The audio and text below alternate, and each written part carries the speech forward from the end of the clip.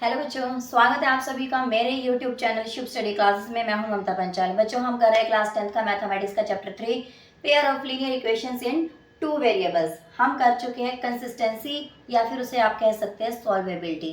Consistency के ऊपर हम सभी क्वेश्चन सॉल्व कर चुके हैं और अब मैं आपको करवाने जा रही हूँ वर्ड प्रॉब्लम्स। क्या करवाऊंगी? Word problems. वर्ड प्रॉब्लम्स के में भी आपके पास क्या आएंगे? 5 टाइप्स के क्वेश्चन आएंगे। कौन कौन से 5 टाइप्स है वो मैं आपको बाद में बताऊंगी। आज हम क्या करेंगे? सबसे पहले फ्रैक्शन वाले क्वेश्चंस करेंगे। कौन से करेंगे? फ्रैक्शन वाले। वर्ड प्रॉब्लम्स के अंदर फर्स्ट टाइप जो आती है फ्रैक्शंस की आती है। वैसे आपको एनसीईआरटी में क्या नजर आएगी? एजेस वाले क्वेश्चन आपको पहले दिखाई देंगे, लेकिन फ्रैक्शन बहुत इजी टॉपिक है, तो चैप्टर से आप ना डरो या वर्ड प्रॉब्लम से आप घबरा ना जाओ, इसलिए मैं आपके लिए लेकर आई हूँ इजी टॉपिक फ्रैक्शन वाला। ठीक है, बहुत इजी है। वर्ड प्रॉब्लम्स वाले क्वेश्चंस भी कोई ऐसा डरने वाली बात नहीं है कि ये चैप्टर बड़ा लेंथी है या फिर नहीं हो पाएगा। अब देखो क्वेश्चन कैसे आएंगे आपके पास। क्वेश्चन क्या हमारे पास? A fraction becomes 9/11 if 2 is added to both. एक फ्रैक्शन होगा, वो क्या बन जाएगा? 9/11 बन जाएगा अगर दोनों के अंदर 2 ऐड कर दिया जाए। दोनों के अंदर किसके अंदर? किस किस के अंदर? Both the numerator and the denominator. हमारे पास एक फ्रैक्शन है, वो क्या बन जाएगा? 9/11 बन जाएगा अगर न्यूमरेटर और डेनोमिनेटर के अंदर क्या ऐड कर दिया जाए? 2 ऐड कर दिया जाए। ये हमारी ना एक कंडीशन गिवन है और इस एक कंडीशन से क्या बनेगी? हमारी फर्स्ट इक्वेशन बनेगी। इस बात का ध्यान रखना। पेयर ऑफ लीनियर इक्वेशंस में आपको हमेशा 2 टाइप्स की कंडीशंस गिवन होंगी, तभी हमारे पास 2 इक्वेशंस बनेंगी। अंडरस्टैंड? सेकंड कंडीशन क्या है? इफ दिखाई दे रहा है, if 3 is added to both the numerator and the denominator. अगर न्यूमरेटर और डेनोमिनेटर के अंदर 3 ऐड कर दिया जाए, हमारा फ्रैक्शन क्या बन जाएगा? 5/6 बन जाएगा। Then find the fraction. ऐसा क्वेश्चन हमें गिवन है। ये एक कंडीशन है। हमारे पास ऐसे भी हो सकता है कि न्यूमरेटर में ऐड कर दिया जाए, डेनोमिनेटर में से क्या कर दिया जाए? सब्ट्रैक्ट कर दिया जाए, या फिर डेनोमिनेटर के अंदर सिर्फ ऐड कर दिया जाए, न्यूमरेटर को एज इट इज छोड़ दिया जाए। वो आपके पास डिफरेंट कंडीशंस होंगी। ये आपके पास क्या है? इजी पार्ट है, फर्स्ट पार्ट है आपका फ्रैक्शन के ऊपर। इतना समझ में आया?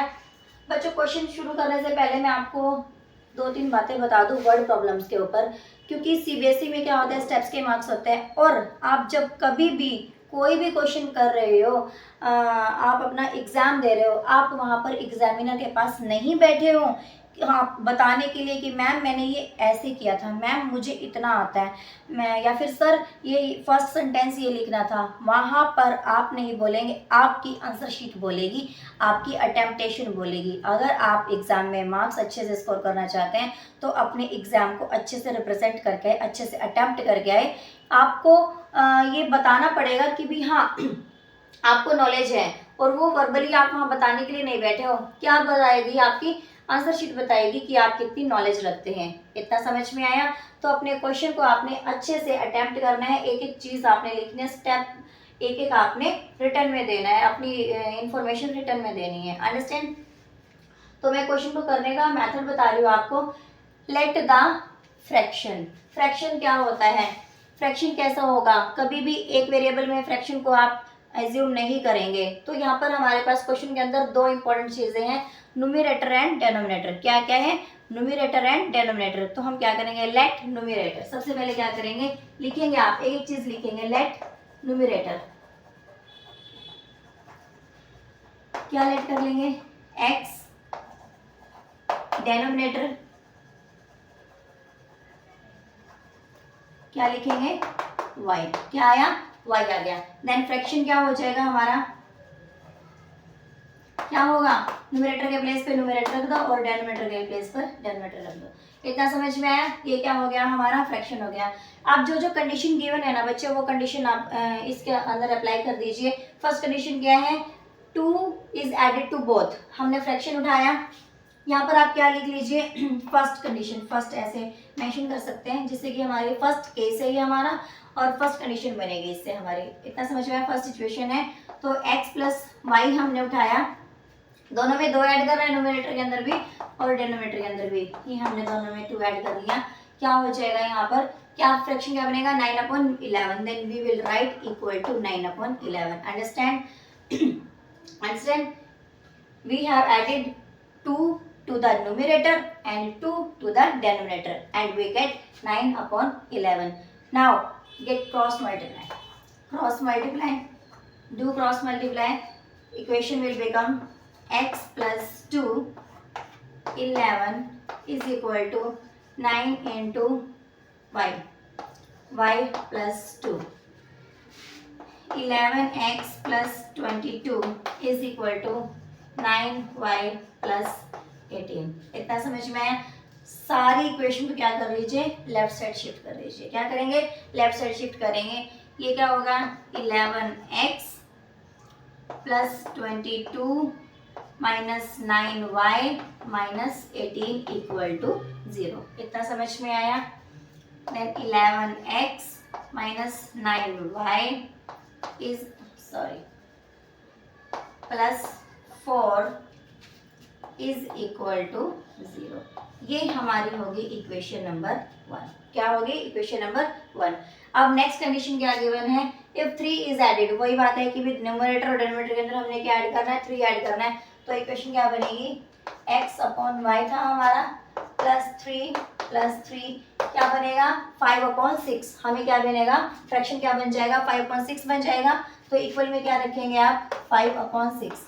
इसको इससे मल्टीप्लाई किया और इसको इससे, सेम प्रोसीजर है. तो यहाँ से इक्वेशन क्या बनेगी, 5 को क्या करेंगे, y प्लस 3 से मल्टीप्लाई करेंगे. 6x, 6 को इससे किया तो क्या हो गया, 18 is equal to 15y plus 15, sorry 5y आएगा. क्या आएगा, 5y इज इक्वल टू 15.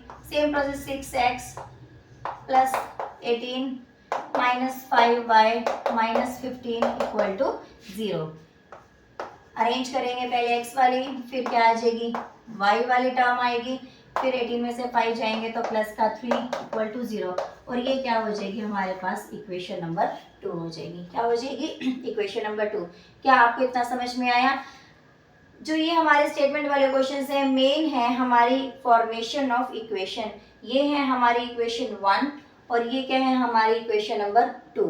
यही इम्पोर्टेंट कंसेप्ट होता है. और फिर इसके बाद आ जाता है सोल्यूशन करना. सोल्यूशन कैसे करना है वो मैं आपको बताती हूँ. इतना समझ में आ गया आपको?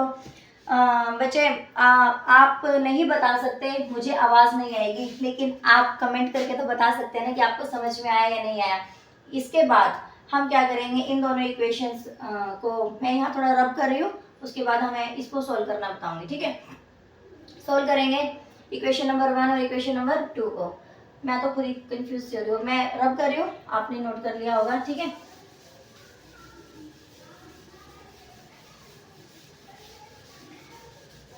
फर्स्ट हमारी क्या थी कंडीशन थी या इक्वेशन थी बच्चे. फर्स्ट इक्वेशन थी क्या बनी थी, 11x minus 9y plus 4 equal to 0.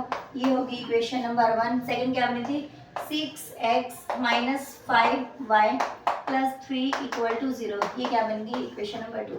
अगर अब आप ध्यान से देखेंगे तो ये हमारी वही बेसिक हमारा क्वेश्चन बन चुका है. बेसिक कंसेप्ट जो मैंने आपको बताए थे, सिस्टम ऑफ इक्वेशन को सॉल्व करने के 2 मेथड्स हैं. एक है एलिमिनेशन मेथड और सेकंड क्या है, सब्स्टिट्यूशन मेथड. ये दोनों मेथड मैंने आपको इससे पहले की वीडियोस में अच्छे से सिखा रखे हैं, समझा रखे हैं. तो अब आप इन दोनों को सॉल्व कर लीजिएगा. जैसे ही आप सॉल्व करेंगे, ये आपकी चॉइस है कि आप क्या करते हैं, एलिमिनेशन मेथड लेते हैं या फिर क्या लेते हैं, सब्स्टिट्यूशन मेथड लेते हैं. वो आपकी चॉइस है. जैसे ही आप इनको सोल्व करेंगे तो बच्चे हमारे पास x की वैल्यू क्या आएगी, x की वैल्यू क्या आ जाएगी 7 और y की वैल्यू क्या आ जाएगी 9 आ जाएगी. और हमारा फ्रैक्शन क्या था हमारा, बताइए फ्रैक्शन क्या था, x अपॉन y. तो यहाँ से क्या आया, x कितना आया हमारा 7 और y क्या आ गया 9. और यही तो हमने निकालना था. हमारा क्या टारगेट था, find the fraction find out करना है, यानी कि